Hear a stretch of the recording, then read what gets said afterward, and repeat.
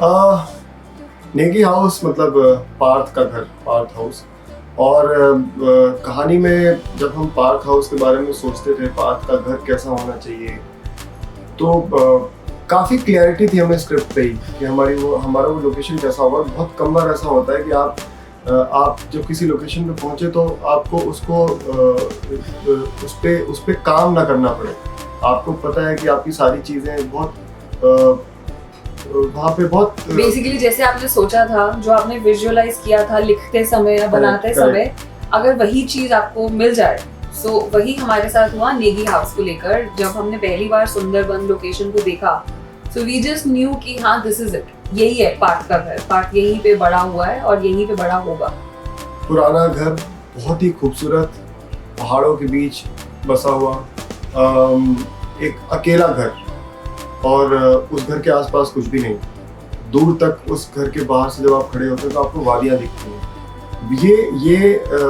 ये घर हमने बहुत पहले से सोच रखा था कि पार्थ का घर कुछ ऐसा होना चाहिए, और हमने रेफरेंसिंग और जितने भी लोकेशन हंट किए, हमने कहीं भी शिमला के बाहर कहीं भी गए तो हमें सब कुछ मिला था, पार्थ हाउस नहीं मिला था। तो ये वो जगह थी जहाँ हम पहुँचे, और हमें बहुत क्लैरिटी थी कि हम पार्थ हाउस ही करने वाले हैं, क्योंकि वो वैसा ही था जैसा हम सोच रहे थे। अकेला घर, दूर तक कुछ नहीं, वादियों के बीच और ग्रीनरी से भरा हुआ घर। The kind of house we had imagined for Edison, who has a backstory that he used to be a comic book writer, which he stopped doing after his wife's death. We wanted to have a house which has a vintage Britishy look.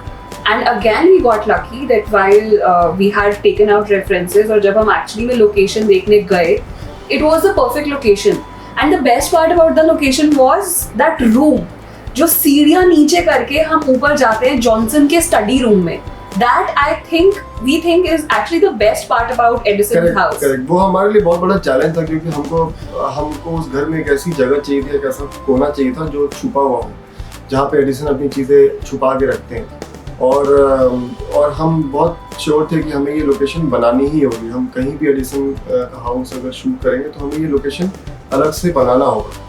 और इसलिए जब हम उस location पे पहुंचे और हमने देखा कि एक छुपी हुई जगह है जिसको आप एक रूम से खोलते हैं और ऊपर जाते हैं, तो हमें पता था कि यहाँ पे वो जो सबसे मुश्किल पार्ट है इस घर का, वो हम यहाँ शूट करने वाले हैं। तो बैंग ऑन था हमारे लिए वो location. Production wise, it was a nightmare, but creatively, I think we managed pretty much what we wanted.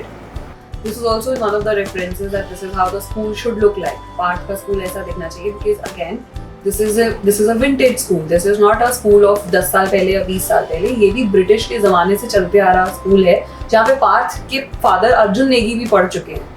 So this has to be a school where all of these are studied. So it had to have a vintage feel about it.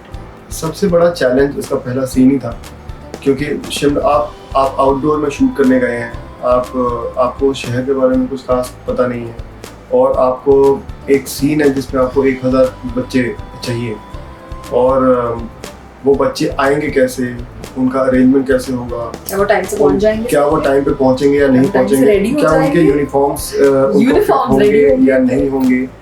तो हमने 5 बजे सुबह की shift लगाई, और disasters रहा वो पहला दिन। उसके बाद हम 11-12 बजे तक भी कुछ खास कर नहीं पाए। हमने अगले दिन फिर कोशिश की, और अगले दिन जाकर हम वो अचीव कर पाए, क्योंकि ये बहुत टफ था।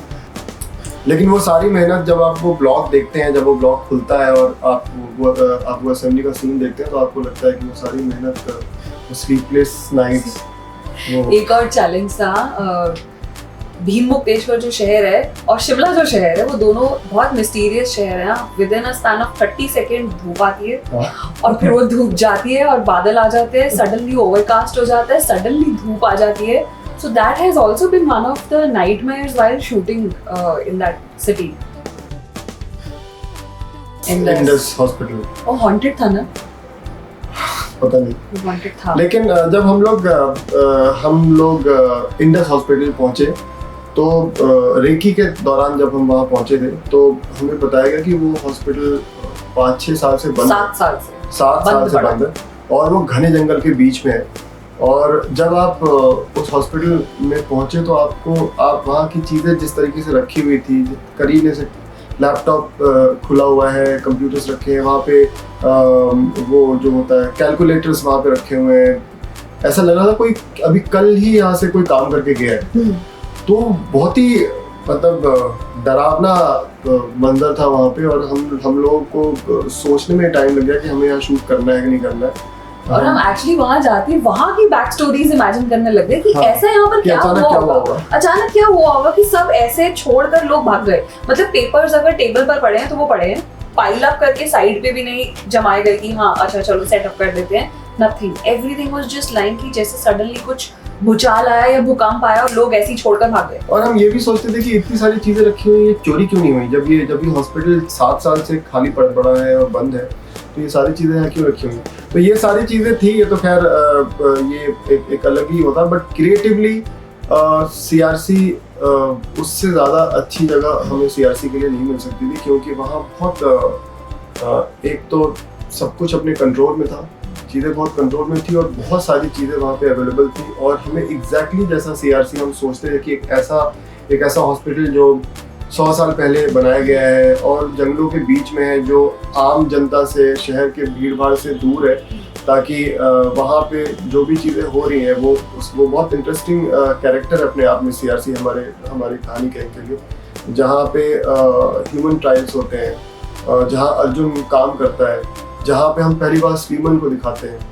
तो ये बहुत इम्पोर्टेंट कैरेक्टर था ये लोकेशन, और हमें इससे ज़्यादा अच्छी लोकेशन मिल नहीं सकती थी। बट हम डर तो फिर भी डर तो था। डर तो काफी लोगों को था, सिर्फ हमको नहीं था। हमने तो सिर्फ रेकी में थोड़ा सा ऐसा फील किया कि शायद कुछ हुआ होगा, लेकिन पार्थ की मम्मी वहाँ पे, मीत की मम्मी सबसे ज्यादा डर रही थी CRC में। मतलब वो उनको इतना डर लगता था कि हम जब थोड़ा शूट में थोड़ा फ्री होते थे, फ्री टाइम होता था, तो मैं उनके पास जाती थी मिलने के लिए, तो मैं उनको देखती थी कि वो अपने रूम में हमेशा साइड पे एक चेयर पे बैठी हैं। And she used to tell me कि मैं उस बेड पे तो बैठने ही नहीं वाली, चाहे कुछ हो जाए, मैं हमेशा अपनी इस चेयर पे ही बैठूंगी। She was so petrified of that location. In fact उसमें एक लिफ्ट थी। अरे वो लिफ्ट कभी क्योंकि 7 साल से बंद था वो हॉस्पिटल, तो लिफ्ट का कभी इस्तेमाल नहीं हुआ। और क्योंकि हमारे इक्विपमेंट्स बहुत भारी थे, पूरी वहाँ पे 150 लोगों की यूनिट काम कर रही थी, और हम ऑलमोस्ट वहाँ पे 2 हफ्ते तक थे। तो 8th फ्लोर से 1st फ्लोर पे आना है, ग्राउंड फ्लोर से 5th फ्लोर पे जाना है। तो हमने एक दिन, पहले दिन हम थोड़ा डर के रहे, फिर हमने दूसरे तीसरे दिन हम खुल गए कि अब कुछ नहीं हो सकता, अब सब ठीक है यहाँ पे। हम आकर अगर वहाँ पे कुछ था भी, कोई किसी तरह की एनर्जी थी, तो मैं और अमृत रिक्वेस्ट करते थे कि हम आपके मेहमान हैं। हम जाके रात में पूजा करते थे, और हम मिठाई का डब्बा भी छोड़कर आते थे कि अगर कुछ है यहाँ पर तो आप प्लीज उसका जरूर सेवन करें, और आप हमारी रक्षा कीजिए, आप हमारी हेल्प कीजिए। क्योंकि मैंने ये सुना हुआ था, ये मेरी माँ हमेशा कहती थी कि अगर तुम्हें भूत प्रेत से डर लगे तो तुम्हें उनसे रिक्वेस्ट करना चाहिए कि तुम हमारी रक्षा करो, तुम हमारी देखभाल करो,